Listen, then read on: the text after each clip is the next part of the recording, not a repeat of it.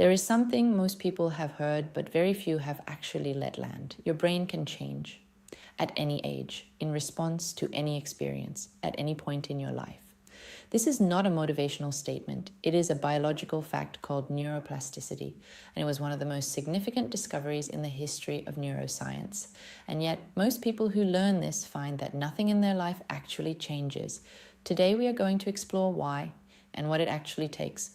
For most of the 20th century, scientists believed the brain was essentially fixed by early adulthood. You were dealt a hand, and that was your hand. The structures were set, the pathways were established, and who you were by 30 was more or less who you would be at 70. That model has been completely overturned. We now know that the brain is plastic, meaning it is physically malleable, capable of forming new connections, pruning old ones, and reorganizing its own structure in response to thought, experience, and behavior throughout the entire lifespan. New neurons can grow, existing pathways can be strengthened or weakened. Entire regions of the brain can expand or contract depending on how they are used. The brain you have right now is not the brain you were born with. It is the brain you have built through every experience you have had, every thought you have repeated, every emotional state you have lived in for long enough that it became familiar.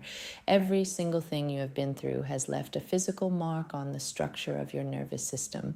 This is not small news. This changes everything about what we believe is possible, but here is where most people get stuck. They hear neuroplasticity and they think, wonderful, I can change. And then they go back to their lives and nothing changes.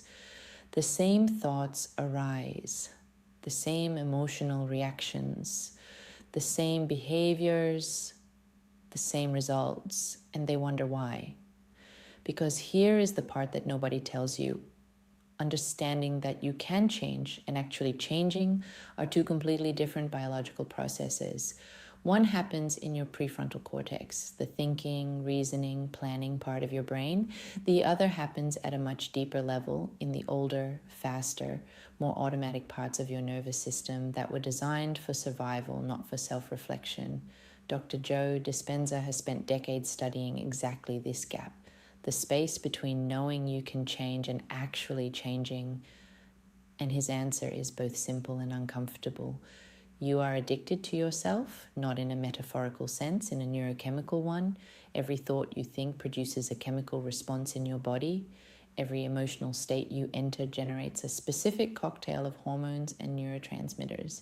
And your body, over years of repetition, has become dependent on those chemicals. It has calibrated itself to expect them, to crave them, to send signals back to the brain that generate the thoughts which produce them again. This is the loop. You think a thought, it produces a feeling, the feeling reinforces the thought deepens the feeling, and the whole cycle fires so fast, so automatically that it does not feel like a program. It feels like you. Dispenza calls this the habit of being yourself, and it is quite literally a habit encoded in the neural architecture of your brain, chemically reinforced by your body, and practiced so consistently that it has become the default setting of your entire nervous system. This is why understanding is not enough. You can read every book, attend every workshop, understand on an intellectual level exactly why you do what you do and why it no longer serves you. And still, the body keeps pulling you back. The familiar emotion arises, the familiar thought follows, the familiar behavior completes the loop because the pattern is not living in your understanding, it is living in your nervous system. And here is where it gets even more important. Most of us were never taught that the body holds patterns independently of the mind. We were taught that if we think differently, we will feel differently, and then we will act differently. Change the thought, change the life. That was the model, but the research tells a different story. Psychiatrist Bessel van der Kolk, one of the world's leading researchers on trauma and the nervous system, has spent his career documenting what happens when the body gets stuck in a state it cannot complete. When something overwhelming happens and the survival response activates, the fight, the flight, the freeze, and then gets interrupted before it can finish, the energy of that response does not simply disappear. It stays encoded in the body, in the muscles, in the breath, in the way you hold your jaw, your shoulders, and even how your gut functions. and it keeps sending signals upward to the brain, generating the same thoughts, the same emotional states, the same behaviors, long after the original event is over. So when you hear about it, be gentle with yourself. This is how biology works in your body. And here is something even more important to understand. The nervous system does not release a pattern just because you decide it should. It releases a pattern when it feels safe enough to do so. Safety is not a luxury in this process. Safety is the prerequisite. Without a felt sense of safety, the nervous system will hold on, because holding on is what kept you alive once, and the body does not forget that. This is why forcing change does not work, pushing through, white-knuckling it, deciding to be different and punishing yourself when you are not. All of that creates more tension in the nervous system, not less. It confirms to the body that it is still not safe to let go. Real change begins with something much quieter, much more gentle. It begins with learning to be present inside your own body without immediately trying to fix what you find there. I want you to notice something right now.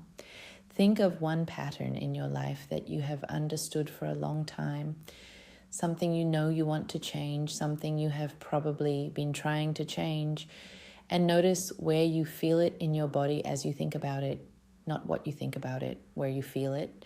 Maybe there is a tightness in your chest, a heaviness in your belly, a constriction in your throat, a subtle bracing in your shoulders that has been there so long you stop noticing it.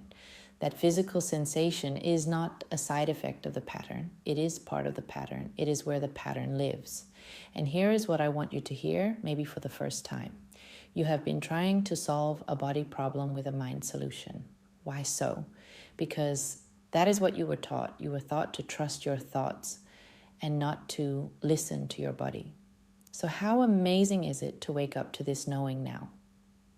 Everything you have been trying to change through thinking, through understanding, through forcing yourself to be different, you just need to add your body to the equation, because your body has been waiting for you to stop trying to escape it and start coming home to it instead.